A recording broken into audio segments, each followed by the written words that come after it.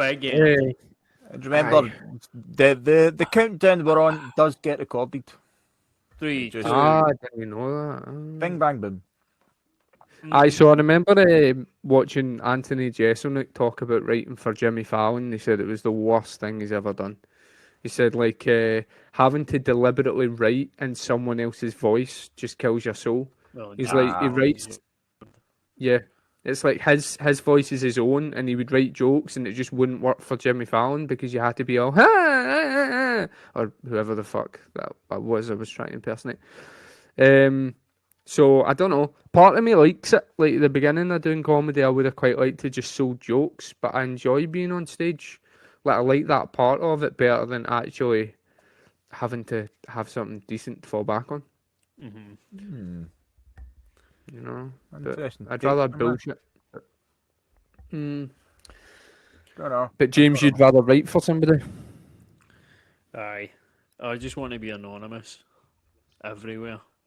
Luckily, I that wanna should be be the nowhere name but of this everywhere. podcast. Mm-hmm. Listen, I got as one listener today, so we're up one. That doesn't sound right. Some random guy from America was like, "Yeah, I'll listen to your podcast," and I went on, had a look, and he did. So that's I'm nice. gonna fucking hate it, man. I don't understand a word. I apologise. What's his name? Like Hank? It's an I American can't name. remember. It was on some Facebook group that I joined chucked us into to try and get folk to give us some pity likes. Right. And like it's just a bunch of Americans just doing like I didn't realise what it was, but it's all Americans like, you can do this, reach for the stars. I've clicked on one of the folks' podcasts, and it was like, if you wake up in the morning, you look in the mirror, if you see it, you can do it. And I was like, oh fuck, what have I gotten us into? If you look in the mirror, you see depression. That's what you'll get. Yeah. Mate, I look in the mirror and I give up. I would rather he didn't. If he's listening right now, unsubscribe. I don't want an American listenership. I want pale Scottish people. I mean, I'm not. I don't mean to like marginalise. You know what I mean? Like pasty people. I don't mean white people. I don't mean like just race. I want Scottish people is what I'm trying to say, of all colour, creed and religion and that. Right. So our target demographic is north of Gretna and south of Shetlands. Is that it? Right, okay. Yeah. Are we including Edinburgh? Really? Yeah. Them? Jesus. So, whatever. Right. Can I do the introduction today? I kind of. Oh! Someone's feeling frisky. You're listening to I kind of like it. Want to come round and cut my grass as well, eh? Pop and Gold. I wouldn't mind, mate. Give me something to distract me from this blinding hunger. Go for it. Welcome to Miles Off It. That's my best impersonation of Scott there. With Scott Steele, Peter Wattick, and Ronnie Kevin Brasco, Kyle. apparently. But James McCluckey. We'll go with that. Ronnie Brasco, why? They can't see this, so it's just fucking us up every Well, they're time you hearing change your it. name. But It's just a little inside joke. Yeah. mate, have you ever seen Donnie Brasco? I love that movie. Donny Yeah, I really enjoy it, man. Love it. Like literally once a week, I'll just say to Soph, like, "What's this? A fucking fugazi? You gave me a fugazi? Listen, man, I didn't give you a fugazi. It's a fucking fugazi. You think I sell a fugazi?" Like all the time. I love that word with a passion. I wish I Fugazi. could name my firstborn Fugazi. Oh, you know what? I will. I'm gonna. Hey, It's gonna it's be- an Italian name, isn't it? Fugazi. Hey. It's probably one of the most underappreciated I sort of agree. modern mafia movies, isn't it? I would say so. Yeah. Yeah. I think folk Nah, patch it because it doesn't have Niro. Robert De Niro in it. You know? It's got Pacino, though. Aye, exactly. It's no Pesci. It doesn't have Pesci, but And Pacino's in No, a different fair. role. Do you know what I mean? He's in a kind of very vulnerable role, which I don't know. Maybe he doesn't get the credit for that. Shouty Pacino, who was born that's what it is. in like circa 2002. Okay. Dinosaur. Just blew the American listeners' ears off. I I enjoy that movie, man. It's one of those ones that like you feel sorry for the main guy in the beginning, and then by the end of it, you still think you think he's a dick. You know what I mean? It's you end up flipping your sort of perceptions. Like I felt really sorry for Al Pacino at the end, and I felt massively sorry that Lefty was actually a real person. Like it's based on a real person. Yeah, it is, yeah. And the stuff pretty much happened in real life. I think he actually got killed in real life, if I'm not wrong. But in the movie, he doesn't he? So, spoiler alert for a fucking 2002 movie or whatever it came out. I think mafia movies are done. Think so? They should can it, man. It really has been done a death, and there's only so much. Everything's been covered. Will you watch the Sopranos movie when it comes out? Oh, 100 times. I've never seen The Sopranos, ever. But Sopranos is fictional. But how many Al Capones can you have? How many Gottis? Well, there was only that one John Travolta movie that was meant to be shit, but... I switched it off. I don't know. About 15 minutes. I don't agree with you there. I love a good mafia movie, and if it's done well, it's brilliant. Like I would say Uncut Gems is a sort of mafia movie.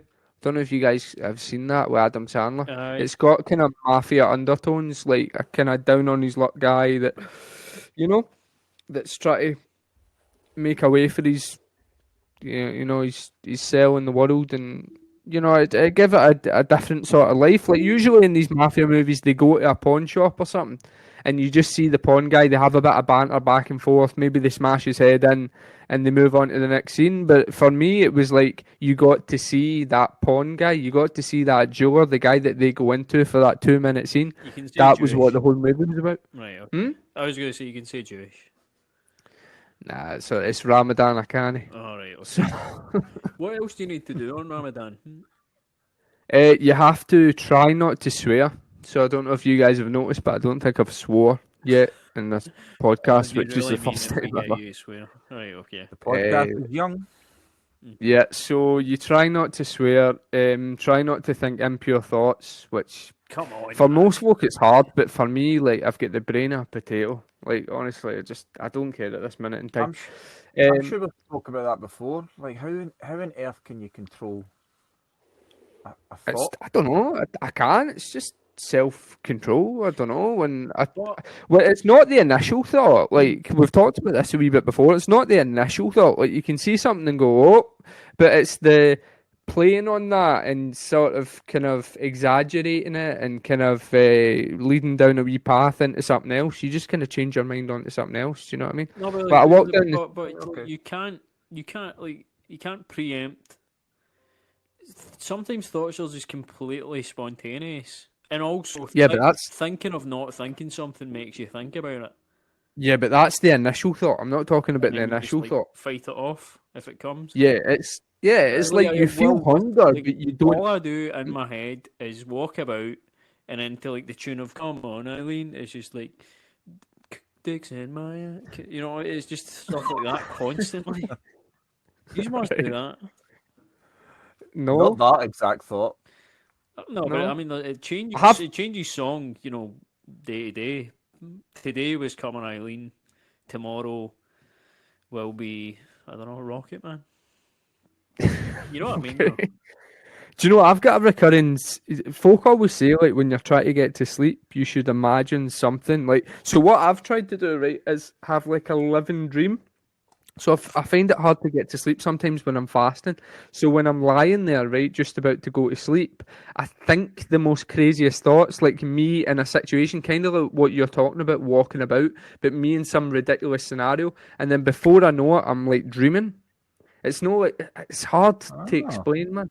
But the recurring thing that you said you've got walking about, for me, it's I walk into a white room, like a completely white room with a white chair, and there's nothing in the room, and I just have to sit there in silence. And more often than not, when I sit there in silence, after a few minutes of me thinking that, I'm out. I'm gone. So you might be an android, Peter. You're powering down at night, man. Mate, it could be. Could well be. Right now, I'm low in energy. I was gonna swear there, but I need a. Are you thinking about swearing? Pick me up. I'm not. No, There you go, I've James. changed my Yes, initial so thoughts. if we get him to think about swearing, He's swearing and then in his head. you're in his head, he's going fuckity fuck fuck cunt, and then that's impure thought in it. Yeah, kind of. Ooh. But no, I'm all right. His mind must Okay. be Let's racing. take your thought elsewhere then. Yep. Peter, right now it's about 7:30 at night. You said you'll be able to eat at 8:30. What's on the menu? What's on the menu tonight? I made some wee chicken samosa things from scratch, so I've got them in the oven just now. They're baking. I've got some fajitas on the go. I'm gonna have a bit of fajitas, and I made up some sushi. So we're gonna have sushi, fajitas, and samosas. So we're gonna smash all the Asian and Latino X stereotypes tonight. Celebrate the culture. That's it. Redefine Stay away from Arabic food as much as I can because I've had it solid for 2 days and I'm done with it. You made sushi? Yeah, so it's not that hard, mate. Like you just nigiri, California rolls. What kind of sushi? Yeah. So I've got a bit of seaweed, and also I tried it with some vine leaves. I don't know if you guys have ever had vine leaves. If you've ever been to like a Turkish, Libyan restaurant and like that, they always wrap the rice in the vine leaves. So yeah, I did that. I've done it with a bit of seaweed. I've got rice.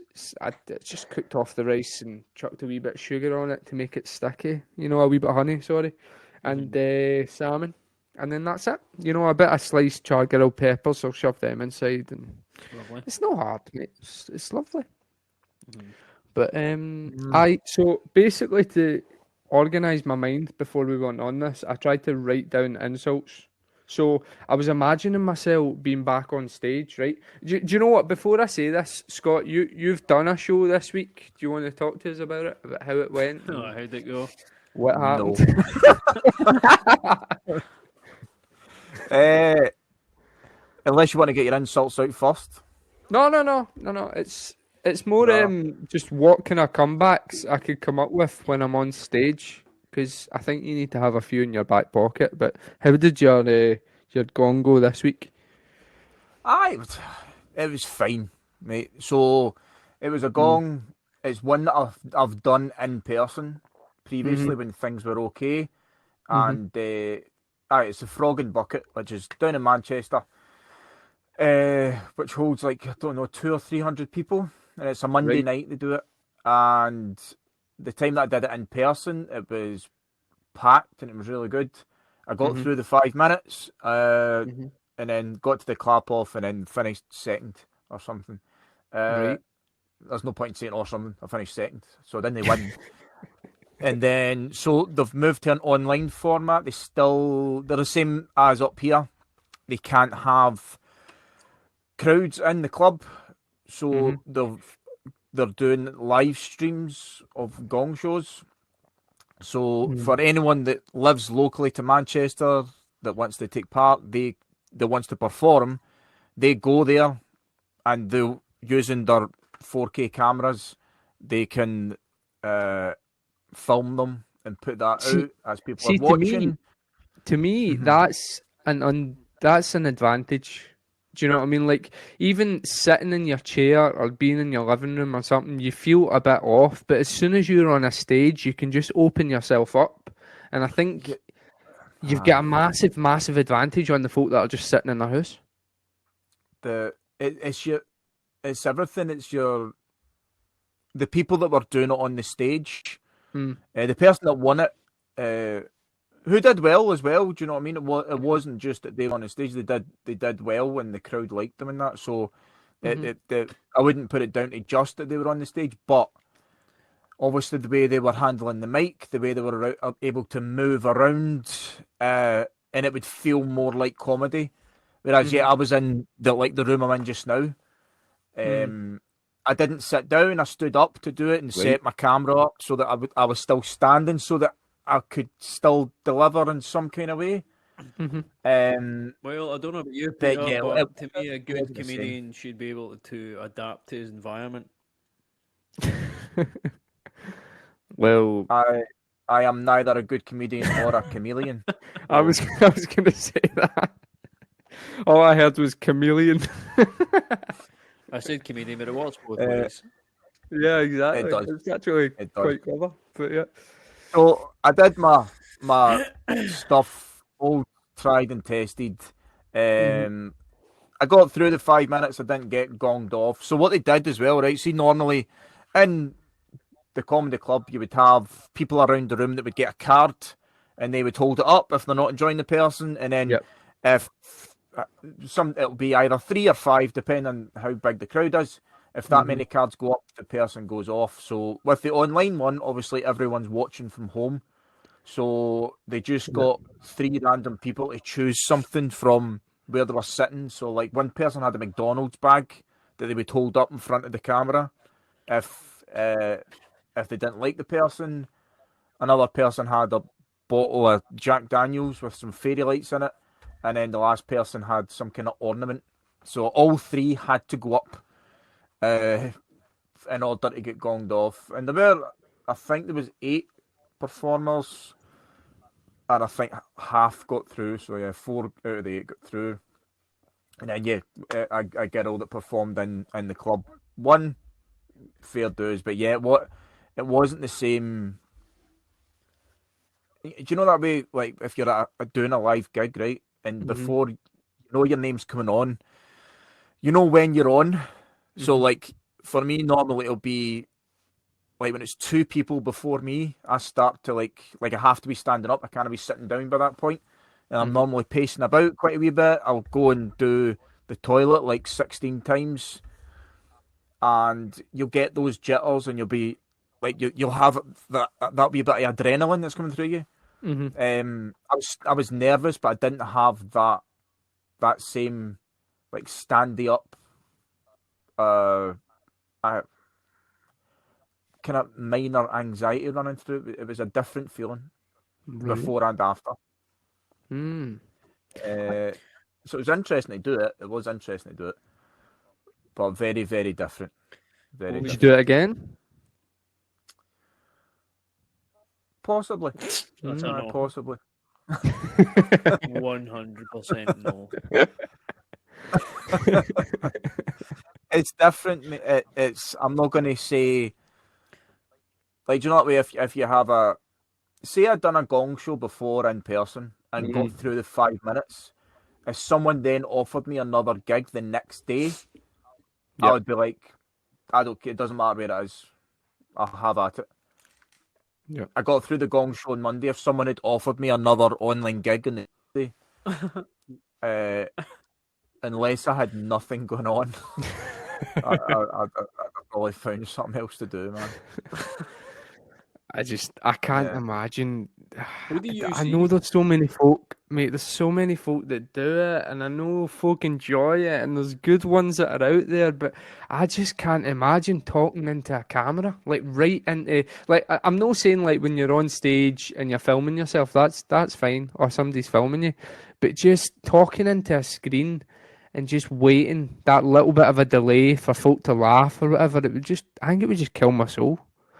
I don't know. Well, Susie McCabe's thing is like the best of the bunch by the Yeah. looks of it, because it really looks like you're working one of those movie security rooms and there's just like 30 monitors in front of you. So at least there's like an audience in front of you and it sort of feels live, kind of. Like, doing a... But then how good are the feeds? Do you know what I mean? Like, are they listening to you? I mean, for all intensive purposes, if that's the phrase. Like, I know Mick did it and he said it was brilliant, and he kind of talked me through it a wee bit, and he said it was fantastic, and it was almost the closest thing you could get to being on stage the way you were before. But I'd like to speak to someone who did one of the the drive-in gigs. Because it must feel you standing up to fucking launch a gumball rally. Like just 50 like they were when I went, it was like roll your window down a wee bit so that the performers can hear you laugh, but it was raining. So it was raining quite heavily as well. So like I was trying to support people by just putting the window there a bit and going ha ha ha ha, and then putting it back up because it was fucking Mate, my window button on the right hand side of my car is broken. So if I paid for a ticket there and I couldn't even like enjoy the atmosphere, I'd be raging. See, to be fair, I God, think I would rather do that than perform into my laptop.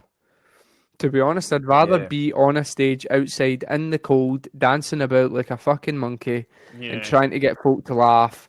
And even if I don't hear them laughing, I don't really care because I get to just say the words I want to say, get them out in the way I want to say them, and just hope for the best. Whereas in a laptop, I know the way I am. I'd be constantly looking at Yeah. me, like even if there's not an option for like to see myself, I'll find an option. I'll constantly be looking at me. I'll be second guessing where my arms are. I'll be second guessing the way I'm standing. It's just not gonna go well. So there's no chance I'm doing stuff like that. So if anyone has any interest, because I know someone did message me before and asking me to do an online gig, no chance, no happening. I'll do anything.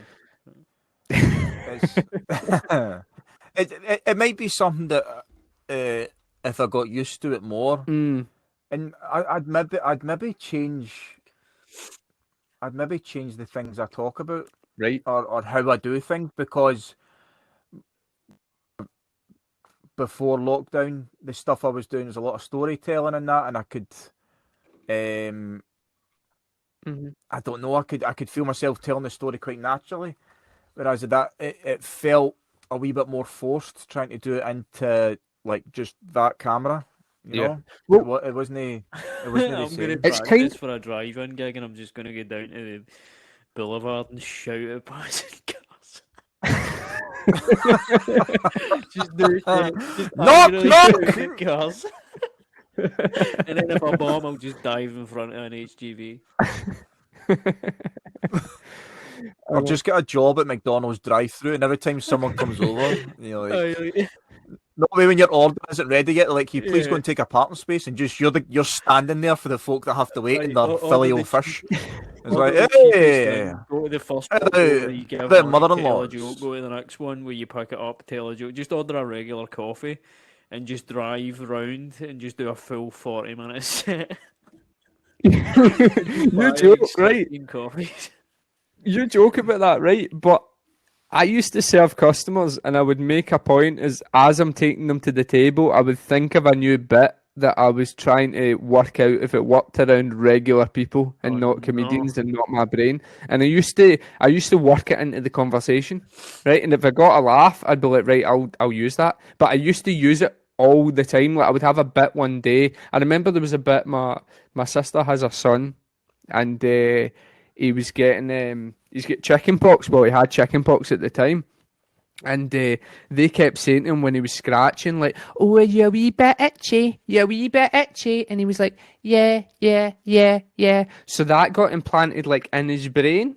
But the way he said it didn't have like the pauses that you're meant to have. Like the way he said it just came out straight. So whenever anyone around him scratches, he just goes, "You a wee bitch, eh?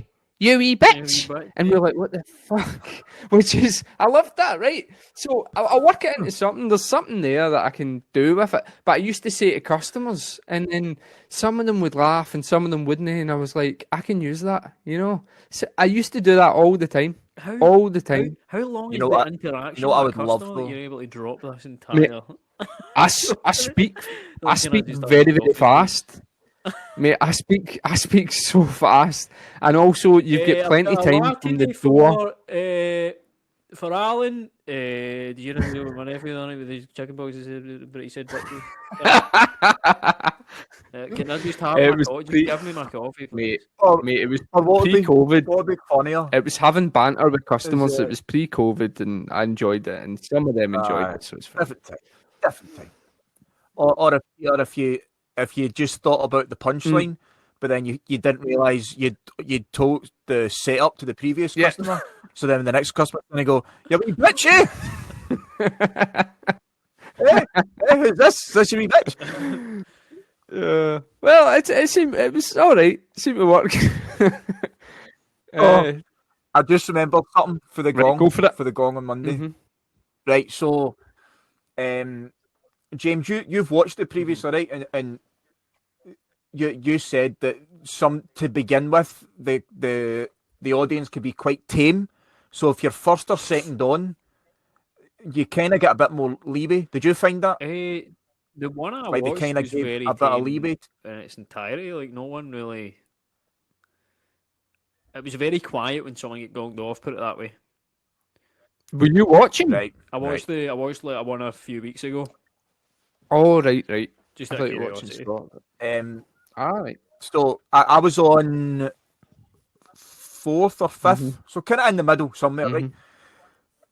So I knew like I'll have to be okay to get through because the person before me got gonged off, so they were already kind of warmed up to it.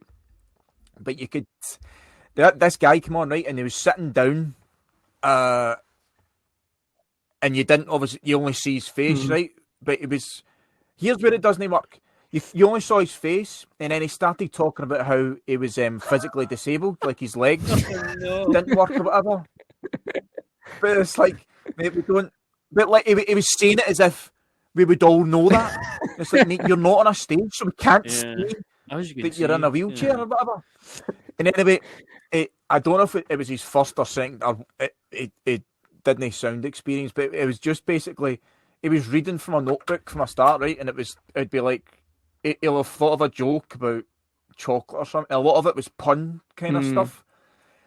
But you could tell he's just written enough to maybe just get the 5 minutes. Fuck. And he's obviously with nerves. He's been speaking too fast. And what you could see, right? And I think one of the people that had the gong card, it was the guy with the Jack Daniels bottle. I think he forgot that he was responsible for getting people off, because I scrolled through and you could see the other two people had their thing very clear, like that this isn't enjoyable, get this guy off, almost for his own benefit, like get this guy off.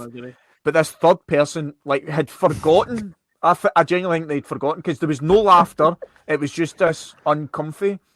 And then so he's got to about 4 minutes, ran out of material, and he's just like, so fuck the Tories.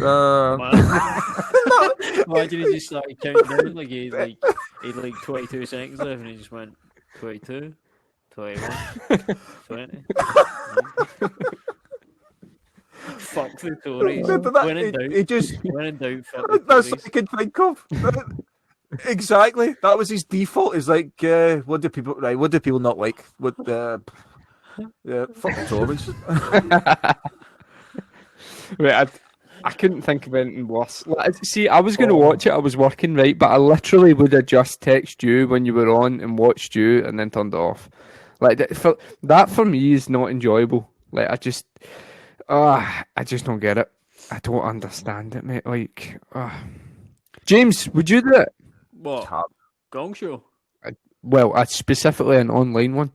Nah, I don't fancy it. Opportunities, and I passed it up. And then I was conflicted, because part of me was like, I tend to be lazy and performing, and I was like, is this an excuse? Like I don't like the medium, like I don't like the online medium, but I'm like, nah, I just don't like it. I think if you're dependent on it, and you need to perform, I just feel as if, like, I've written new stuff, and it's like, what's the point? I don't even think it's worth workshopping. See, maybe I'm wrong though. Maybe I'm wrong. That's the thing about me as well, right? So I've written quite a bit, like over the past. Well, I've written quite a bit, and you don't truly know if something's going to work until you actually get in front of a crowd and you test it out fully, right? And even at that, it might not work, but you're able to find out in what way you can make it work, right? But if you're just doing a gig, like an online gig, and you've got one like a month or something, and you're doing it in front of maybe 200 folk, and it's a bit that's not quite been worked out, and they all hear it, and it doesn't work, and they're like, oh, that's shite, and then you figure it out when everything opens back up, but then all that audience that used to go to that gig, when you turn up, will have heard that before, but they've heard a shite version. Do you know what I mean? Like that just... Yeah. There's a difference. That's why I enjoy working out material in front of maybe like 20, 30 people, right? Because if it doesn't work, that's only 20 or 30 people that material's been killed off for. But if you do it in an online gig in front of hundreds or even 60, 70, 80 people, that's just, for me, it's just wasted. There's a premise that maybe will work there that you're just kicking into the rubbish for no reason whatsoever. Do you know what I mean? Mm-hmm. And also, if you're in a place that's maybe got 200 people, the owner or promoter or whoever does the booking for that place, if they see you, they might be under the impression that that's your best stuff as well. So, if you're in somewhere where there's that many people, you probably want to do the refined, the stuff that you know has a good chance of working. Yeah, but of the less shit. Exactly. All right, I don't know. Prince Philip. That's what I say. No, fuck the Wizards. Mate, James, I thought your joke was cracking, by the way. That joke about the I'm not going to ruin it, but if you want to tell it, I liked it. I giggled. I showed it to my girlfriend. We've got a bearded... Yeah. The Wizards one. I need to go back on Twitter, man, because I've got all these wee things, all these wee one-liner things that I like to tweet, but I don't have any followers on Twitter, so I'd be as well just shouting into a pillow. Well, luckily we're going to make you responsible for the Miles Off It Twitter page, and then you can put any wee you can do that. Yeah, and then you can hide. If they don't work, you can hide behind the fact that you can just say it was Scott or me that put it up. And that's fine. Perfect. Exactly. Any that don't land. Exactly. I had one at the beginning of lockdown that I was proud of, and I put it up, but obviously I don't have any followers at all, so it only got liked by like 4 or 5 folk. And there was a guy that commented underneath, like, we need this to get liked by more people. But there's no way of doing it. I have no idea how to do it. It was something to do with clapping for the NHS nurses, but having my gran's life support machine on one of those clapper things that are plugged in. So actually, when everyone's like celebrating the nurses, like doing a good job, I'm outside the front just going, no, stop, wait, no. We got a clapper lamp. I thought it was funny, it was good. And there was a guy that put like heavily underrated tweet, and I was like, please see it. The idea of that one. I know, I'm going to do it on stage at some point. I'm going to work in. We're sorry to say, Mr. Wartic, but your gran is in a complete vegetative state. All cognitive function has ceased. You're pretty much looking at a cadaver at this point. We're really sorry. So we'd like you to make the decision at this point. And then you go out of the room and talk about it, and everyone comes back in and say, right, everyone on 3, and everyone's just going, just like a round of applause. She dies. That was my thinking exactly, mate. Exactly. That is a great way to kill someone. That's good, man. I know. I liked it because then it's no you that's doing it. It's everybody else in Britain that's killed your gran. Fun, yeah, it's like you're walking in the street and someone goes, "Oh, how are you?" You're like, "I would have been fine if you didn't fucking kill my gran last Thursday." Peter, now earlier on, James was saying you're a bit of a robot. That was very, very Charles Manson-y comment there, by the way. It's all right, you can kill him they want, but someone else has done the damage. Mate, that's all. We're just looking to pass the blame off on somebody else. But I was trying to work it in, so I don't know if the clapper thing would work. Maybe it will. I'll use it in some form on stage, I don't know. But the sketch I had in my head was I wanted to do this where, like, I'm looking after somebody else's gran, right? So they've texted me, there's like a scene of a text on my phone, and it's like, can you do me a favour? Can you go and water my gran's plants? She's basically a vegetable anyway, but just look after her for a few hours. I need to nip to the shops, right? And I go around, whatever, and I make her a wee cup of tea, but she can't have it.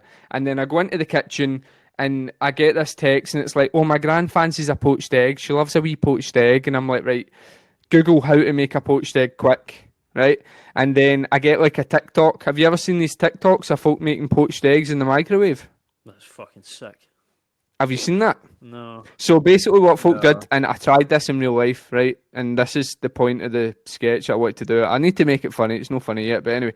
Basically, you crack an egg into a cup with a bit of vinegar and boiling water in a mug, and you cover it with a saucer, and you stick it in the microwave for 3 minutes, and then when it's done, you just tip it out, and it's a poached egg, right? So that's the way it looked, right? I did it in the microwave, and the microwave exploded. Like, the water went everywhere. It went kaboom. It short-circuited the house, and, like, every fuse in the house blew. Like, it just destroyed it. So for me, the sketch that I wanted was, like, making a poached egg, microwave blows up, every fuse in the house goes off, and the life support machine turns off, and then it's me just walking into the room with, like, poached egg and toast, this dead lady, and then I'm like, fuck it, and just eat the poached egg. Like, that's where my mind went. Did your fucking gran do you wrong or something, man? I don't know. Jesus Christ. It's the mindset I've been in for the past week and a half. I mean, I Stand don't there have with my your grants, they're both dead imagination. already. How can I kill her this week? Aye. Killing grannies. Mhm. You love coronavirus, don't you? It's like Wait, the best thing that's ever happened to you. It's Killing old people. I'm not. I don't think I've swore yet, so I'm not going to continue to swear. But I haven't. I don't think You I have, haven't. have I? Because you would have caught it.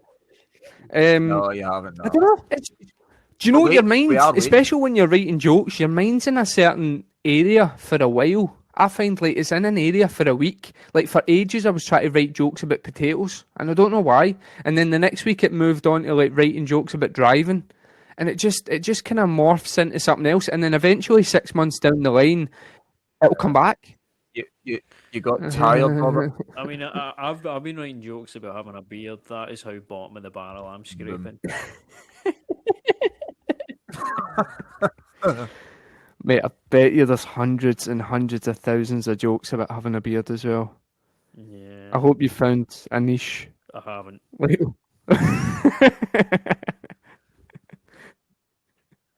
Aye.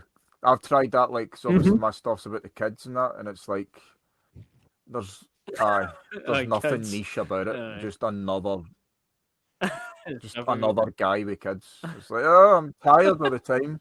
Mate, Nah. this week, Do you know what I mean? When you have no money and you need to wait 18 years to feed them back?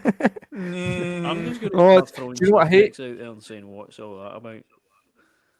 do you know what I hate with a passion is, like I've said it before, those middle-aged comedians that just go up on stage and go, well, it's good to be out of the house. Like, I hate that. See, when I hear that, I just want to go up and punch them in the face. Like, I don't know what it is. Mate, I please, literally oh, used to do that, man. why would them do it?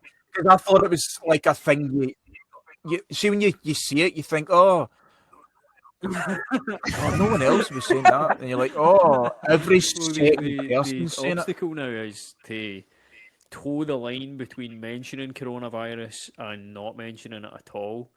So, like, getting on Yeah. stage and going, hey, it's good to be in this Yeah. room of 200 or more people.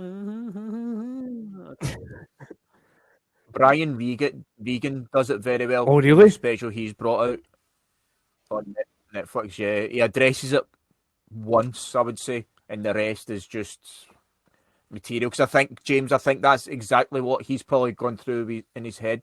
Like, I can't, not mention it at all because this gig is outside. Like, people have got masks on and all that. This is unusual, so it's weird to not mention it. But it's just kind of in a very, very quick thing, and then the rest is just regular. I've thought about that a few times, like how you would address it without addressing it, and I can't think of a decent enough way. Like, I want to be able to do something and say something that kind of gets coronavirus out the way, and then you can start talking about something else. But I can't. I just, it hasn't clicked. Have you guys got any ideas about that? Or Well, I was thinking, so Corona is also the name of a popular beer, right? So I was thinking, cards on the table, Oh, get the audience with a good one, grab their attention, and then just say some racist joke. I don't know.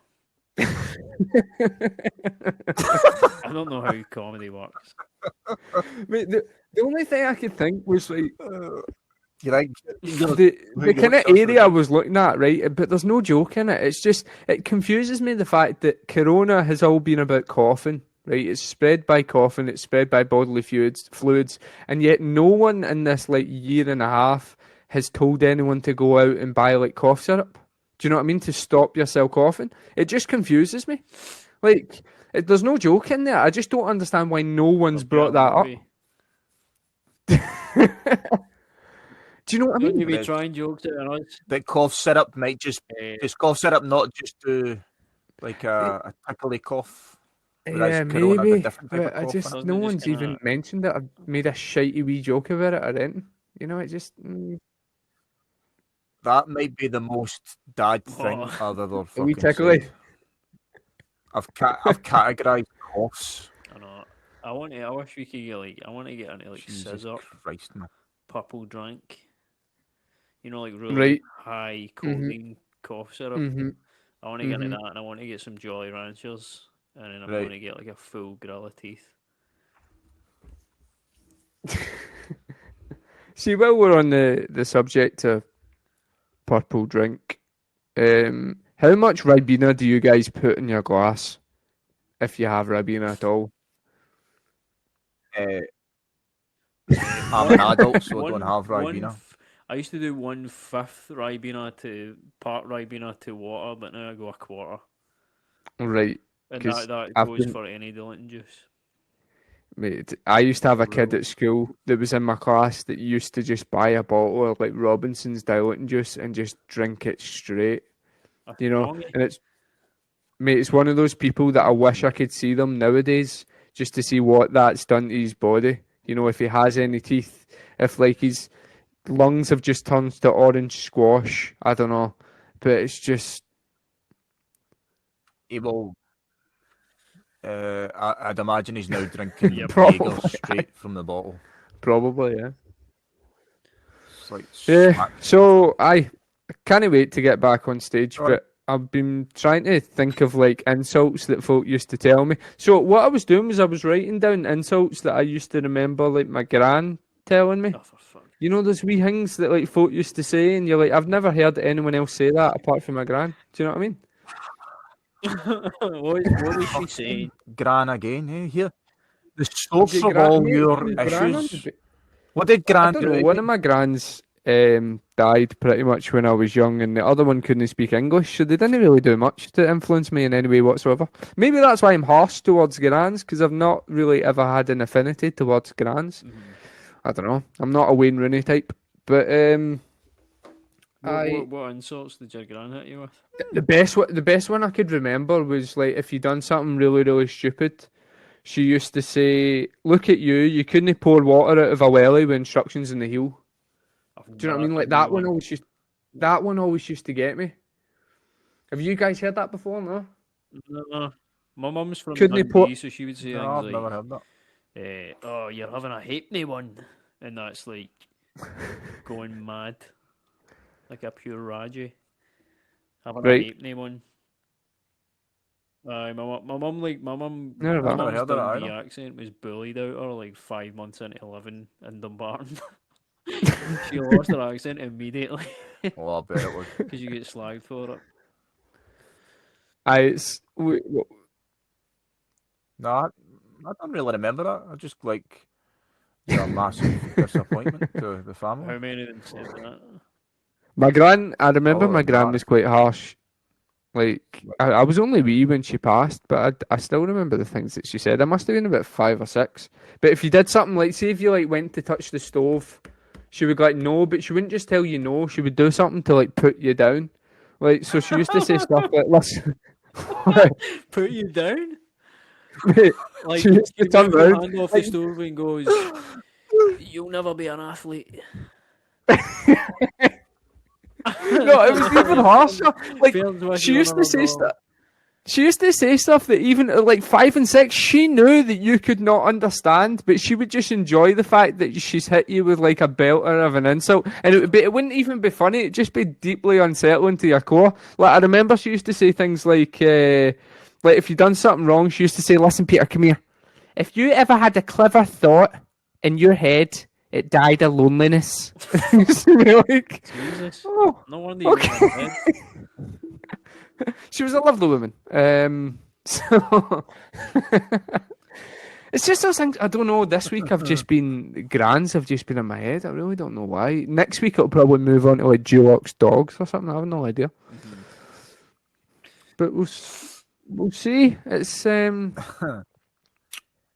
It's definitely things like that stick with you. Like weird things that used to happen in our childhood stick with you. Like I remember, do you guys ever did dancing in like primary school, like the Gay Gordons and all stuff like that? Yeah. So I remember dancing with Yeah. this. I think this says a lot more about me Torture. than it does about the girl I was dancing with, right? But I was dancing with this girl and she was quite tomboyish at the time. Remember when folk used to call girls tomboy when actually probably they're just going to grow up to be some other gender? Oh no! Yeah. No. No. Like for the majority of the point, like there's tomboy girls out there, but I think a lot of them they were just categorised as tomboys because people didn't want to say. You know, back then they just didn't talk about it freely enough, I guess. But there was a girl I was dancing with, and this sticks in my brain to this day. I was dancing with her, and I just turned to her, and I just went, "Do you know what? I really like dancing with you. I don't usually like dancing, but I really enjoy dancing with you because it's almost as if I'm dancing with a boy." To this day, that just sticks. I remember her running away crying, right? And I didn't realise what I said wrong. But to this day, I used to think, oh God, I called her a boy. But then now I'm thinking, You may have validated her. yeah, maybe I helped her in the future. I don't know. I would quite like to find her, you know, nowadays and have a wee chat, see if that influenced her in the way it influenced me. But Maybe the girl just like wearing tracksuits and she's like, see, that oh, was- that's just quite nice. See, this is how horrible like it a was boat. back then, Oh. how gender biased you were. She wasn't even wearing tracksuits. She was wearing a jumper like everyone else, and the only thing that was differentiating her from the other girls was the fact that she was wearing trousers and the other girls were wearing skirts. So that's how bad in the early 90s like gender bias was, and how much we've gotten over it. It's brilliant. I mean, I was only a wee boy at the time. I was only like 6 or something. Do you know what I mean? But still, to this day, it sticks. It's weird how the little thoughts and little things that you've done in the past, just something random just sticks in there, innit? Do you guys have anything that just eats at you? You're in the shower one day and it just pops up in your brain? Everything. Just like every conversation I've had every day of every week, and I just say one thing and I just can't stop thinking about it. Do you never do that? Nah, mate. And I mean, like, just Aye. throw away I comments know that what the you're other talking about. person isn't thinking about, and it just plagues me. Oh, so you're on the other end of the foot. Ah, right. So sometimes I say something to somebody, and they bring it up like months later. Like, do you remember when you said that? And I'm like, I was just joking. You know, but they. Oh, right. So I need to be careful with you, James. Then, eh? I took skydive. No, Sorry, on you go. I'll tend to regret things I say, like, and then I'll go, why the fuck did I say that? That's like there was this woman that worked with my wife, and for whatever reason, every time we met up with her and her husband, I would always, I don't know why, but I would always be like more Right. Just call her stupid fat. I get than- you. Yeah, fuck. I ever Why was. did I say that? Like there was always. Why did I call her Why do you always Rocky call me a fucking bitch? bitch? I don't get. Why did I do that? What is it? It's just involuntary, I don't know. But I would always say thing and like come across as really stupid, and they were into quite sophisticated stuff, and like the guy was like learning different instruments and all this, and they're really nice people, but I always just made myself sound more stupid, like Neddy and stuff, and then I would try harder to like listen to what they're saying, but it would just get lost. Like one day we were at their house and they were growing something. I don't know whether it was potatoes or garlic or that, right? Growing was garlic in your potatoes. house as you do, They're aye. like, oh, we'll start to look the potatoes, Right. Whatever it was, right? And then I was like, oh, what'd you use that for?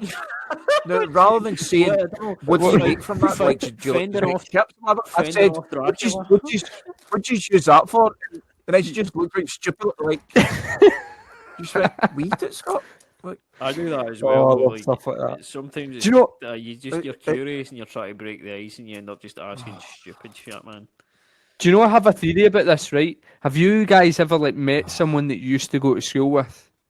Right? Yeah. And you're immediately, whatever personality you had when you knew them, you immediately revert back to that.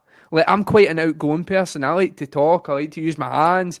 Even my voice is different. When I meet people from school, my persona just shifts. It's like you know what I liken it to? It's like when you have a save game on the old PlayStation, right? And you die, and then it's the area you're in of the game, the level you're in, and you just revert back to the last save. Like, that's what I feel it is. Like, as soon as you see that person, your persona, your personality goes out the window, and you revert back immediately to the person you were when you used to know them. It's a really weird... It's just for ease of conversation, though, isn't it? And then... Do you think so? Yeah. I do it all the time. So I was like... I'm a recovering Ned, right? So I was like full trackies up until, adolescence. And then... Really? Whenever I meet people, it's straight into Jimbo. Right. Uh-huh. Right.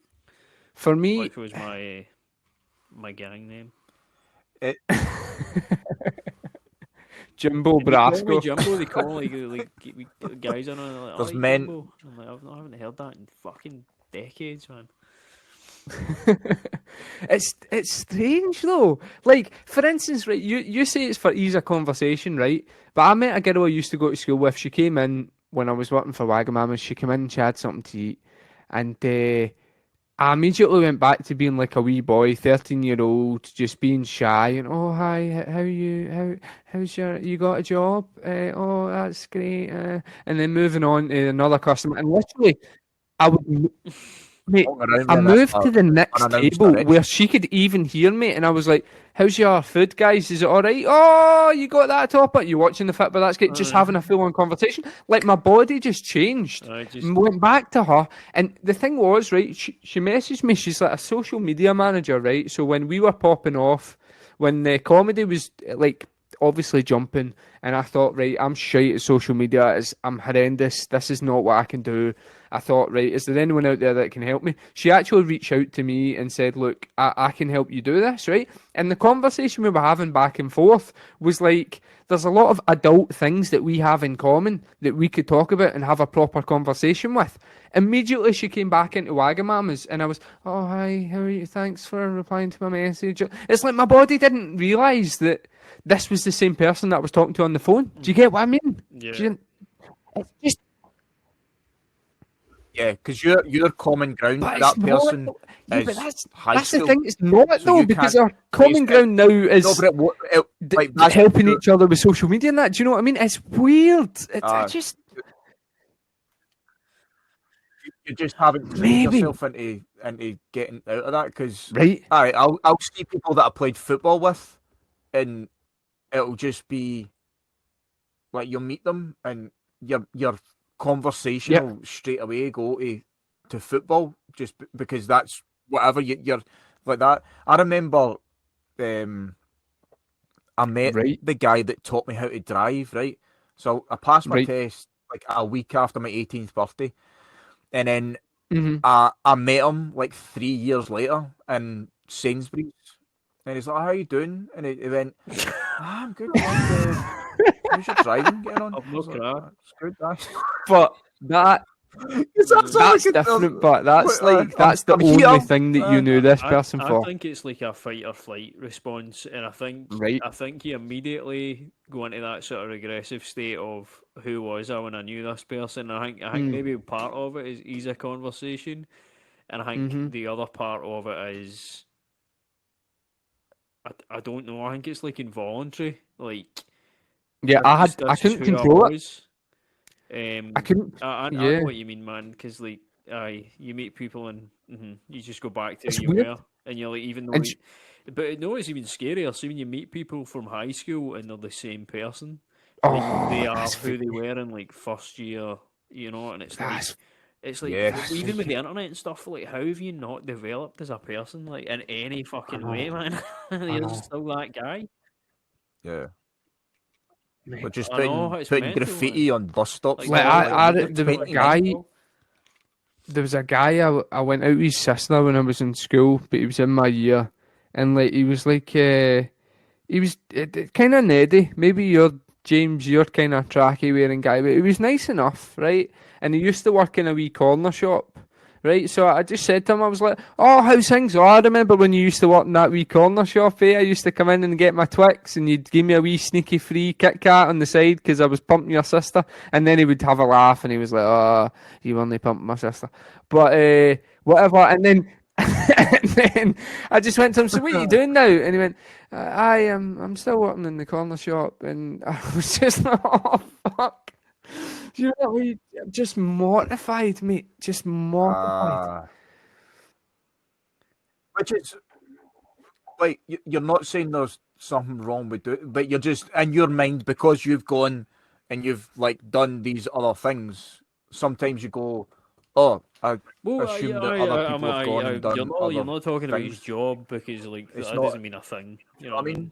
Mhm. Maybe if you work in the one shop all your life, then No, there's something going no, on. But I know what you mean. it's- Like, you can usually pick up when you speak to someone if anything's changed. You know what I mean? Yeah, mate.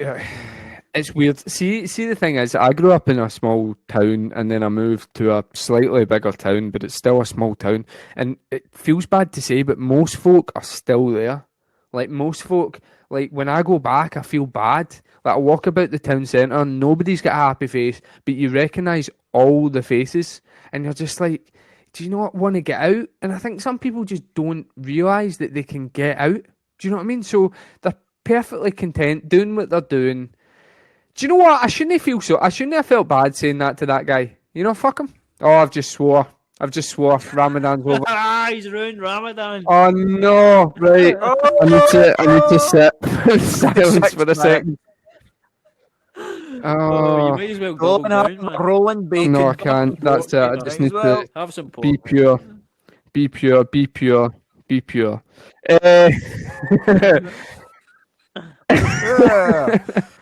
You shouldn't laugh. No, shouldn't they? Because it's his fault. You know, if they wanted to develop as a... Do you know what, James? The way it is, if they wanted to develop as a person and get better, they would have. Like, we've tried to learn new things. We've tried to experience new things. We've moved to different areas if we've, tried to move to different areas. It's their fault. Exactly. And they've all been mistakes. Aye. No, So he hasn't made those mistakes. He's smarter than all of us. He knows the consequences of disappointment. He knows He's the the reality of wisest that, man and he's you know. chosen to stay in his comfort zone. Maybe just he enjoys the bar being where it is, and he enjoys just being around his bar. He's not trying to set it too high, and he's not trying to move it any lower. So That's a big thing. I think most people learn, and I only learned like 3 years ago that the only way you actually do anything is go out your comfort zone.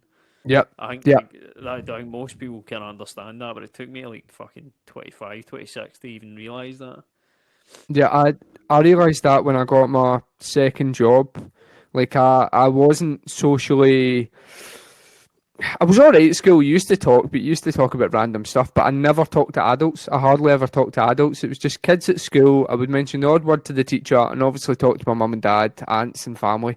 But see, when I got my wee job and I started working in a hotel and I started working in a restaurant and having to talk to everyone, it's just being complete. I was nearly going to swear again. I was completely out of my comfort zone. I was scared. I was everything. But then you learn it and you go, that wasn't that bad. I can do that again. And then the next time you do it, you're like, I got this. I'm good. And see, being on stage, the amount of folk that come up to you and go, oh, I couldn't do that. I couldn't do that, son. That's terrifying. You know, I feel scared talking in front of two people at a team meeting at work. I can't do that. And you're like, yeah, you can. Even if you're not funny, you can go up on stage. You can try and tell jokes. If it doesn't go well, you've experienced folk listening to you, and you can do it again and again and again. And repetition breeds experience, and it breeds, improvement. And you're also, if you die on stage, you're only a loser in that room. No. Temporarily. No. Unless it's the exact play and you'll die to people. See, when you die, right? You die this on relates stage, to the conversation. right? This relates to the conversation we were just having, right? There's certain people in the comedy circuit where if I see them and I'm on a bill with them, Name them. I'm immediately terrible. Name them. I can name them, right? And I don't know why. There's I can name the first one, right? Amelia Baylor, right? There's like Amelia Baylor that does like wee songs, and I think she won like, did she not win like Young Comedian of the Year or something? Amelia. Yeah, she's brilliant. Aye, she's Right. great. She's I have Best done Snooker gigs at the where I've Scottish Football smashed it, right?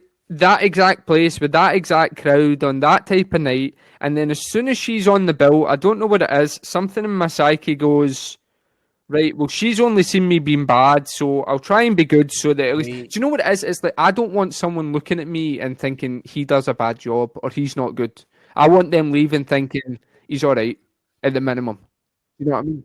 So So did I. What do you mean? I apologise, mate. I took it the wrong way. I thought you were saying there was people that as soon as you saw them, you knew No, like they were going to kill the atmosphere, or they're it's that bad. What you're saying is there's psychs me certain out. people that like almost there's a wee jinx Right. over. It's like So- whenever you're in the No, right. So that's Right, why. That's okay, what I'm that's saying. aye. So Sorry, I maybe took that the when wrong you guys way. were like, I "Oh, took that she's the wrong great." No, she is.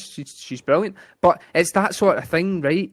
And I had one gig up at Breakneck where she was on, and I deliberately went, "Do you know what? I'm just doing." I was going to try some new stuff, and I was like, "Do you know what? I'm just doing what I can do. I'm just going to get the crowd on side. I'm going to be up here for 15, 20 minutes, and I'm going to smash it as hard as I can." And I did, and I managed to pile drive through, and it just got that wee like. It's like the hump. The Americans call it the hump, don't they? The yips or something. Where you don't know why it doesn't work, but it just can't work. And there's a few people on the circuit like that where I see them, and it's kind of like what we were talking about. I revert to the way I was in the beginning of starting comedy. My lovely. It's weird. I don't know if you guys have that, do you?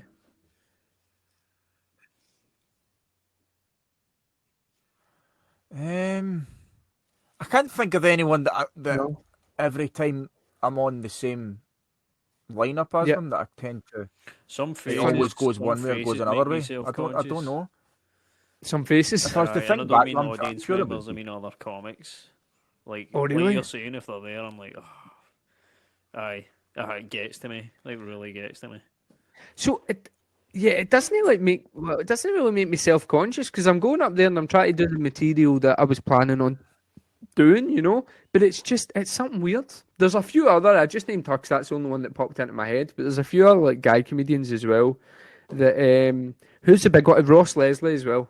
He's a big one. Like whenever he's on and I'm doing something and he's headlining or he's somewhere, I don't know what happens. I just can't. So he's only ever seen me be terrible. I just don't. And it's when some people like. So what you were saying, Scott, about bombing and you're only the loser in that room, I think that's wrong because if you're the loser and there's like 6 or 7 decent, respectful comedians that see you, and then they think you're crap, like that gets to me more. You know what I mean? What I was kind of referring to like if someone was saying I could never do that. Like if someone said I could never do that, and they were going up for the first time to do it, and like they were only planning on doing it as a kind of bucket list thing, ticking it off. Yep. Then I would say to them, listen, see, even if it goes terribly, it's only these people that like. It's not like that they've videoed you and they're going to show it to all their pals. Like only the people in this room, and whether you're Peter, amazing or terrible, like sort of is only relevant to like this room right now. Now you're saying like Ross, if Ross is headline, you always do bad. So it's like it's almost like subconsciously because you previously bombed when he's you're almost. I think what it is maybe those people have seen me. You guys all know the look like when you do badly and you walk in the back and no one makes eye contact with you. Do you know what I mean? You must have had it, and you're just like you sit in the chair and you're just like, you know. So when you have someone that's only ever seen you be like that, like maybe even a couple of times, and then the third time you're like, well, I've been smashing it for weeks. You know, this material's been working for a month and a half, whatever I've been doing it for. I'm gonna go for it tonight, and then for some reason it just doesn't. Like it's just I don't know what it is. It is. It's like a self-conscious thing, I guess. But I don't know how to label it. I really don't. I was hoping that I was hoping to talk to other people and other comedians would also have this. Can we beg to get someone on here? Try and get somebody to talk about it. Yeah. Well, I quite fancy the idea of messaging somebody. I don't know if we can say their name. Can we just say their name? Don't say names because it'll be embarrassing if they say no. They didn't do it. Yeah. Right. Well, there's somebody that I thought is quite educated or learned, obviously in comedy and in social issues and different things. And I thought he would have enough experience of these issues that he might be able to talk us through. If we had things like this that we were interested in, he might be able to go, oh, I used to have that 10 years ago or something, you know. So we'll see. But the big one that I'm scared of when we go back is imposter syndrome. Have you guys ever had that, like, just before you go on? No. Do you know what it is? Oh, no, Yeah. Sorry. Yeah. All the time. Well, like you shouldn't be there. Yeah. So I had that massively one night. I was doing a gig and it was like Mark Jennings and someone else was on.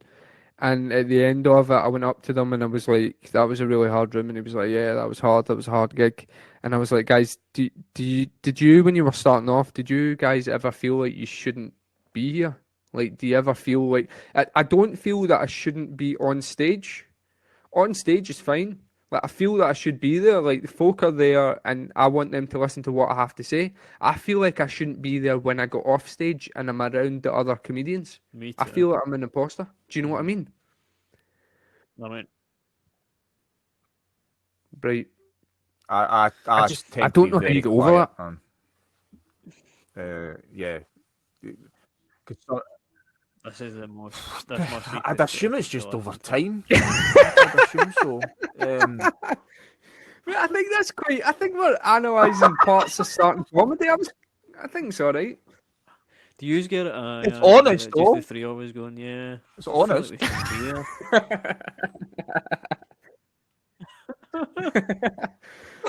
That's why we're doing. Do you ever feel like a loser? Me too. Me too. I don't know. But I suppose I think it's better talking like this and being honest about it rather than us three coming on here and pretending to be. Which at no point have we? We've never pretended to be full-time comedians. We've never pretended to be anything that we're not. So I think because if I listen to a podcast or anything, as soon as you hear someone that's maybe disingenuous or trying to pretend to be something or not, your mind just switches off like that. These are the sort of. Do you know what I mean? These are the sort of things that are jumping through my head before we go back on stage, because I know chances are if we get a gig kind of early doors, it's going to be within the next month and a half that we're going to be able to go back on stage, I think. And I don't. Do you? In my head, it just seems so far away, man. I think I don't know why. It just is it though? Like, is it though? I think the organisers have given it the green light, but I don't think the government have. So they've said they're happy to host. I think it will. They'll maybe say the outdoor audiences spaced out of up to 200. I'd be sceptical over some of that, man. I think it will. I just don't know how many. If there are gigs, I think they'll be scarce. You know. I think if there's gigs, the chances are not for us. I doubt. I doubt there'll be spaces for us up there. But think of how much effort it takes to put an Edinburgh Fringe show on, and then you're just expecting folk to throw one together at the last minute. Do you know? That's why I think it's unlikely. I just don't see it. I see it happening. I see some folk going up there and maybe doing the material they did.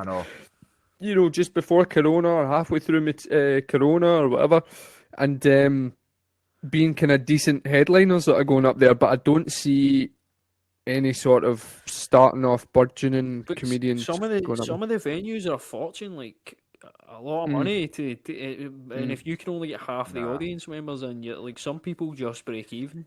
Some people just make enough to cover the cost of the venue, so it's like they're not going to be.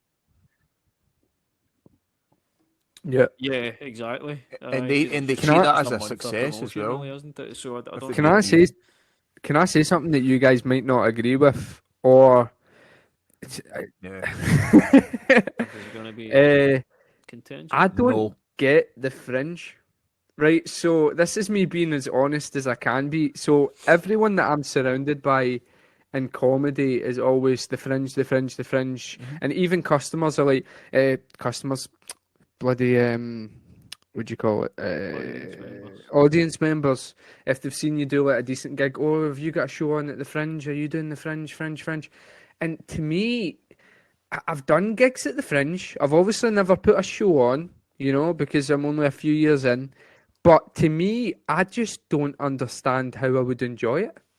Like, it's like I just, the part of comedy that I love is traveling and having different audience members. Because if I have different audience members from different places, right, but I'm going into their territory, so I have to learn about their territory, the way they speak, the way they relate to me, maybe the off the cuff jokes, the areas that they have there. Like, it just adds to me. Whereas if I'm in Edinburgh and I'm in like a show and I'm doing a show in a tent and it's in front of 70 people twice a day or once a day for like a month, and I'm just getting audience in like a conveyor belt, tell the same jokes, audience in, conveyor belt, tell the same jokes, I just don't get how I would enjoy that. But so many people around me is like, oh, I wish the Fringe is going ahead, I can't wait for the Fringe, da da da da da.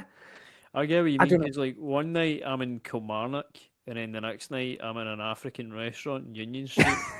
So you really need to diversify your language Mate, skills. don't down Kilmarnock. That's where I'm from, mate. Like, do not pile drive on that. I think the Fringe is great. Right. I I think it's I great. like the atmosphere. I think it's great to go watch. Right. I love the idea of going to watch, but going to perform, I just don't get how I would I enjoy think it. you would change your mind if you actually did I've done it. a full run, no? No. Go. Of course not. I haven't Yeah. done that. There's also you can do like 7 gigs a day.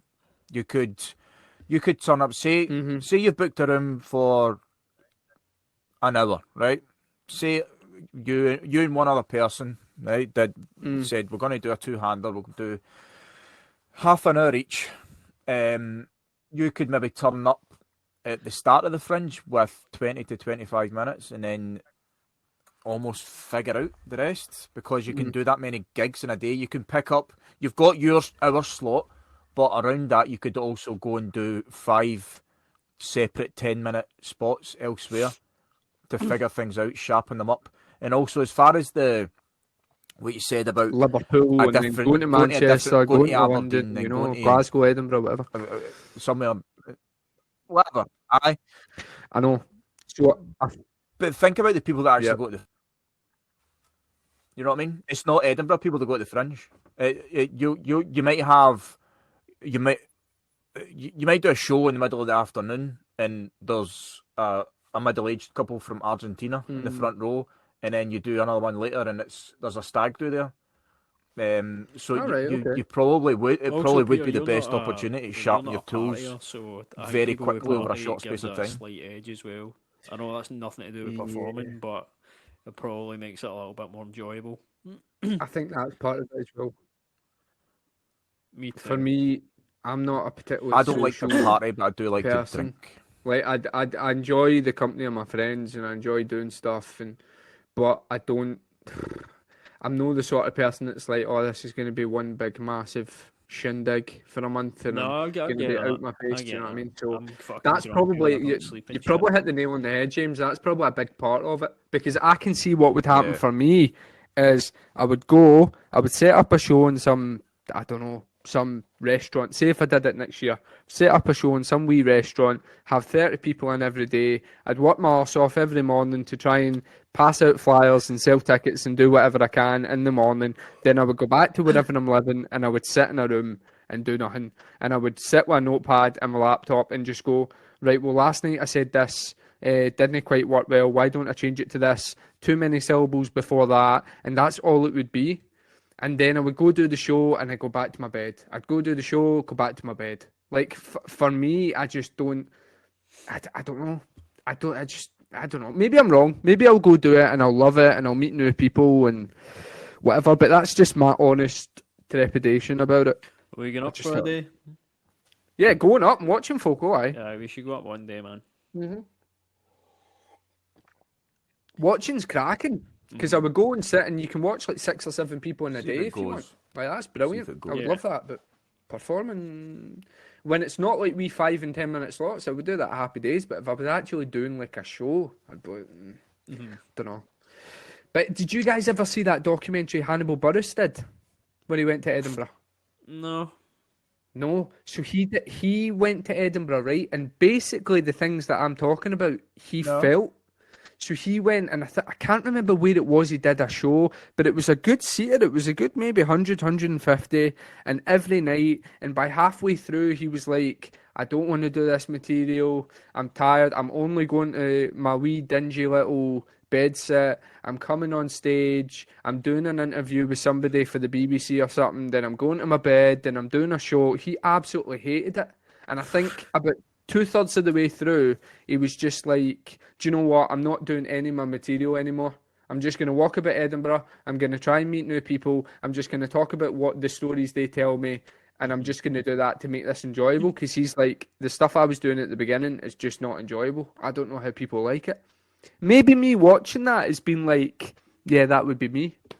So, I don't know. It's really interesting though. I can't remember what it's called, but give it a Google. Hannibal Buress does Edinburgh. I think that's what it's called. Yeah. Mm-hmm. Well, dude, don't get me wrong, because I like him as well. You, mate. I know. I need to go. This was a lovely therapy session. You know. Yes. Mm-hmm. Good. Don't Exactly. hurt any grandmothers between now and next week, please. James, are you going to sing us out? Are you going to rap us out? Are you going to... Can we... What are you doing? See, before it, can we end... James... James, can we end every episode with like a new artist or a new like rapper or musician or something that we've heard in the week that we enjoy? I don't think we're allowed to.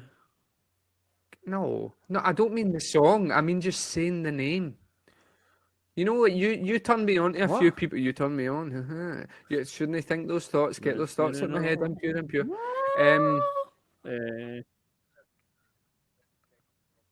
Right. Okay. Maybe it won't work. It's just that I heard this guy this week and I thought he was really good. Segment of the pod. It's a guy called Token. He's like a young I don't like music, American rapper. I think he's only like 19 or something. But he's really good. You should anyway out some Dirty Dyke. I'm allowed to say that. I can't think about that. Casually go over it. B-I-K-E, so you'll know, you went to school with a good dance player. The real artist, so. Right, okay. Right, sorry for ruining your clapping, James. Right. I thought it'd be interesting.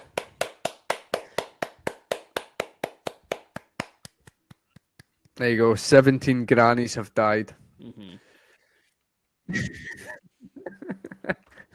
R.I.P. R.I.P.